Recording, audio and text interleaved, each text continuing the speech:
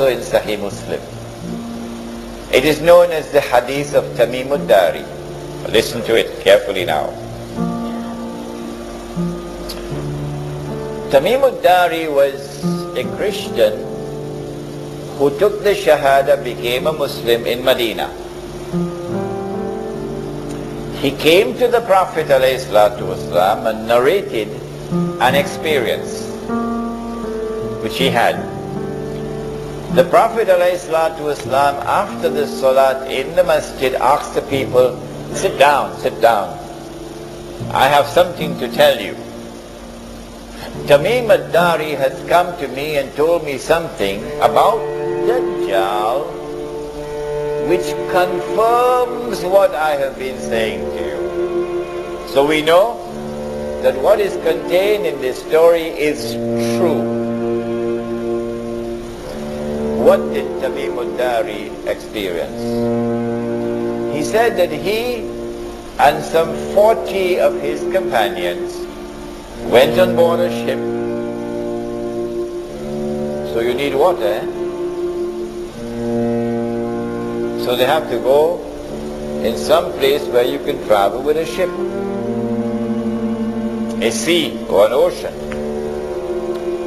And when they went on board the ship, a storm came, and the storm blew the ship for 40 days before, for a whole month, sorry, not 40 days. The storm blew the ship for a whole month before they reached land. Now if you are on the western side of Arabia, which is Hijaz, and you get on board a ship, there are only two seas on which you can travel. One is the Mediterranean Sea, and the other is the Red Sea. Only these two. But it seems very much unlikely, in fact impossible, for a ship to be on the Red Sea and for a storm to be blowing and that ship did not touch land for a whole month, because the Red Sea is very narrow. And so I have chosen to eliminate the Red Sea, and I have chosen to remain with only the Mediterranean Sea. After they reached land, then they got off the ship onto a boat and they went, and it was an island. And on the island they saw a strange beast. It was very hairy, so much hair, that you could hardly distinguish the head from the tail. So this beast is concealing its identity. And the beast spoke and said that I am, what? Huh? I am? What are you guessing now? I am Jassas. Jassas means a spy. A spy.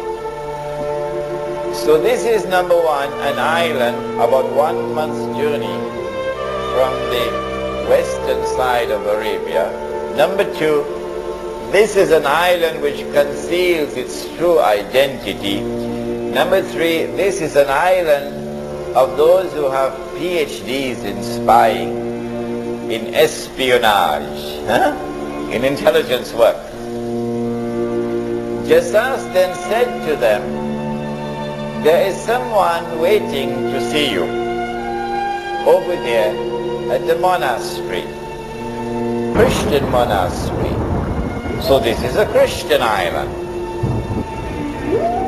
When they went to the monastery, they found this young man, powerfully built,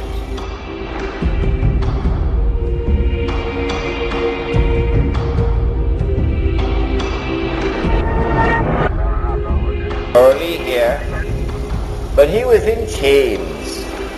His hand chained to his neck, his legs chained. And this man started to question them, a number of questions. The Nabi al-Ummi, has he arrived in Medina? Nabi al-Ummi means, it doesn't mean the Nabi who cannot read and write. No.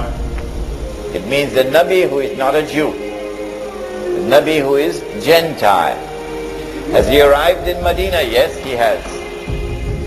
Are the people accepting him? Some are accepting, some are not. This man then says, it will be to their benefit if they will follow him. A very important statement. Then he asked, the date plantations of a particular area, is the crop still coming out in abundance? They said yes. He said, I don't think it'll last for long. And then he asked, Buhairatul Tabariya, that's the Arabic name. The English name is the Sea of Galilee. The Jews call it Lake Kinneret. It is the largest sea in the Holy Land. It is from the Sea of Galilee that whole of the Holy Land gets water. The Sea of Galilee. He said, is there any water in the Sea of Galilee? They said, yes, plenty water. He said, I don't think it's going to last for long.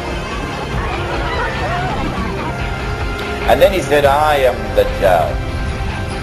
I am Dajjal. And when I am released, I'm going to enter every single town and city.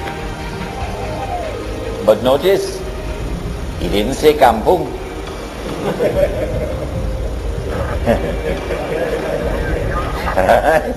He said, when I am released, I'm going to enter every town and city except Mecca and Medina, because the angels will bar me.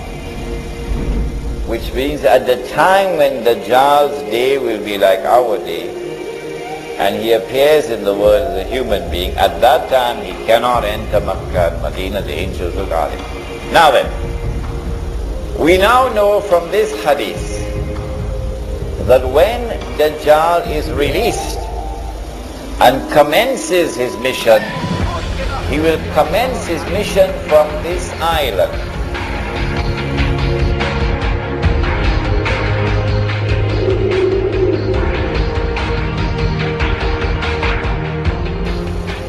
And so when Dajjal was released and commenced his mission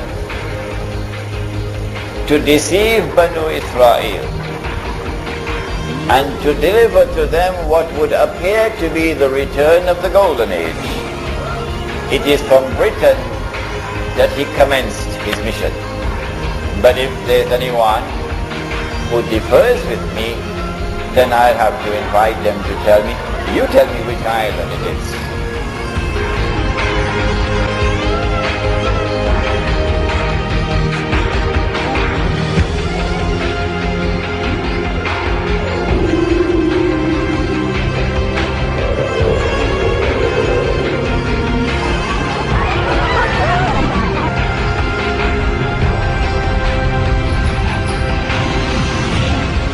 But what about prior to that, when he will not be in our dimension of time?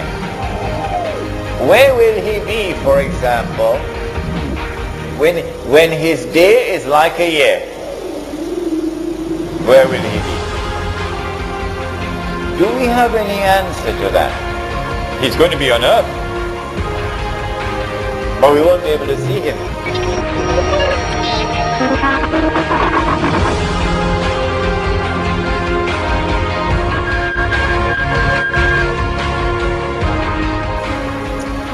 When his day is like our day, he will be in our dimension of time.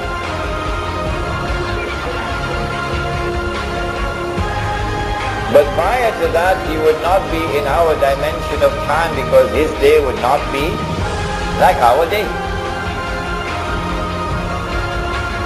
When he is in our dimension of time, at that time it will be possible for us to see him. At that time he will appear as a human being. A human being, not a system, not a civilization, a human being. And he would be a Jew. And he would be a young man, powerfully built, curly hair.